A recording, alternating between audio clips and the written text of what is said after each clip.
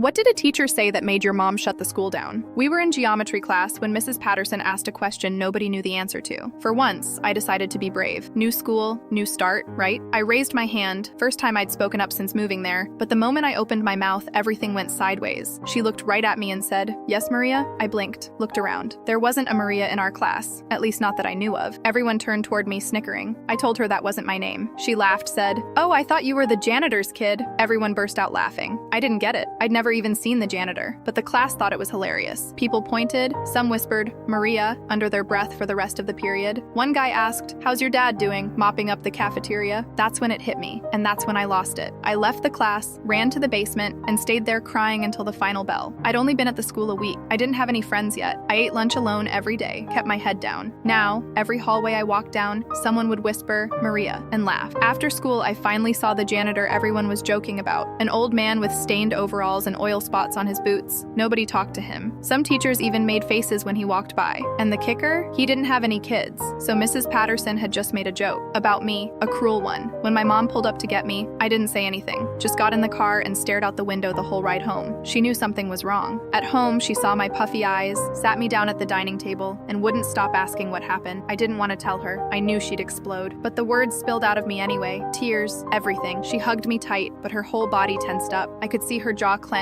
and the veins on her neck stretch out. She asked me why I didn't tell her right away, and I said I didn't want her to worry. What I didn't know at the time was that my mom was a legal consultant for multiple school districts, and my school just happened to be one of them. That night, she didn't go to bed. She was up past midnight with her laptop open and papers scattered across the kitchen table. I peeked once and saw a few files labeled discrimination complaint and staff review. There were even ID badges in one of the folders. Next morning, I got dressed for school like usual, but she told me flatly, without even looking up, "You're not going today." She was too busy highlighting paragraphs and sticking post-its on legal forms to make eye contact. I didn't argue. The day after that, she said nothing, just kissed me on the head and said, "Have a good day." When I got to school, people were whispering, "Did you hear what the new kid's mom did to Mrs. Patterson? Dude, I heard she's on the school board or something." No, she's a lawyer, like a serious one. Shut her down. Whatever the rumor was, the truth was this. Mrs. Patterson was gone, just like that. No goodbye, no explanation. And the janitor? He had a brand new uniform, crisp and clean, like he'd just stepped out of a commercial. Some teachers even nodded at him in the hallway now. Nobody called me Maria again.